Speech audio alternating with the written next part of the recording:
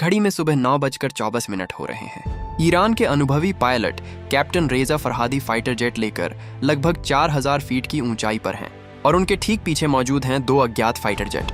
वो समझ ही नहीं पा रहे हैं कि ये फाइटर जेट आखिर किसके हैं, लेकिन एक बात साफ है, वे उनका पीछा कर रहे हैं। आमतौर पर ऐसी स्थिति में अनजान जेट जल्दी ही क्षेत्र छोड़कर चले जाते हैं, लेकिन यहाँ ठीक उल्टा हो रहा है। वे किसी भी तरह हट नहीं रहे, बल्कि पास ही अपनी स्थिति बनाए रखकर उन्हें लगातार देख रहे हैं। इस समय कैप्टन रेजा के दिमाग में सिर्फ एक ही सवाल घूम रहा है, ये जेट आखिर आए कहां से और क्यों ये ईरान के आसमान में घूम रहे हैं। उनके पास जो लड़ाकू विमान है वह है F4 टॉमकैट। यह विमान कभी दुनिया के सबसे शक्तिशाली लड़ाकू विमानों में से एक माना जाता था। ये विमान 1970 के दशक से ईरान के पास हैं और ईरान ने इन्हें सुपर मॉडिफाई करके इसमें आधुनिक तकनीकें जोड़ दी हैं। F4 की सबसे बड़ी ताकत है इसकी रफ्तार। यह लगभग 2200 किलोमीटर प्रति घंटे से भी ज्यादा की गति से उड़ सकता है। इसका शक्तिशाली रडार 22 किलोमीटर दूर से दूसरे विमान को पहचान सकता है। इतनी तकनीक होने के बावजूद भी वह समझ नहीं पा रहे कि ये आखिर किस प्रकार के लड़ाकू विमान हैं। इसी वजह से कैप्टन रेजा को समझ आ गया था कि उनका पीछा करने वाले जेट F4 से भी कहीं ज्यादा आधुनिक हैं। फिर भी वह अपनी स्थिति छोड़ने को तैयार नहीं है, क्योंकि वह जानते हैं कि अगर वह हट गए तो ये अज्ञात जेट और अंदर तक घुस सकते हैं। इसलिए वह समय ले रहे हैं, आसमान में घूम रहे हैं और सुरक्षित दूरी बनाए रखने की कोशिश कर रहे हैं।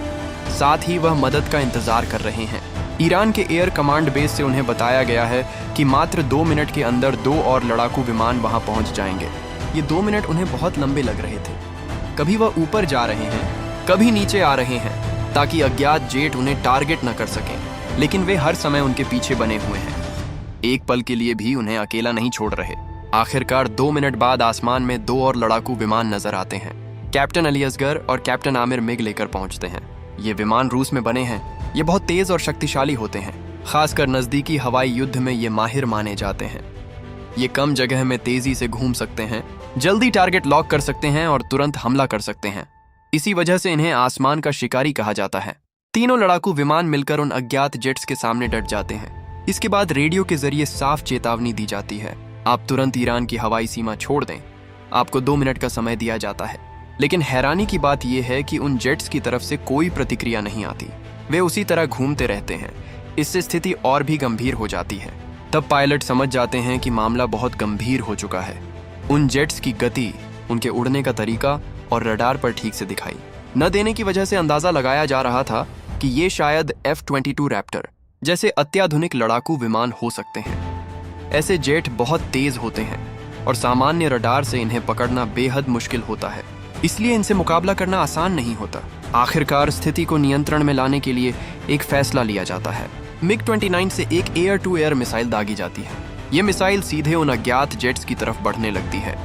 ये एक तरह की अंतिम चेता बनी थी। मिसाइल दागते ही हालात अचानक बदल जाते हैं। अज्ञात जेट समझ जाते हैं कि अब यहाँ रुकना सुरक्षित नहीं है। वे तुरंत अपनी गति बढ़ाते हैं और तेजी से ईरान की हवाई सीमा छोड़कर अंतरराष्ट्रीय क्षेत्र की ओर निकल जाते हैं। इस घटना के बाद अंतरराष्ट्रीय स्तर पर इस पर चर्चा शुरू हो जाती है। कई अंतरराष्ट्रीय मीडिया में यह खबर सामने आती है।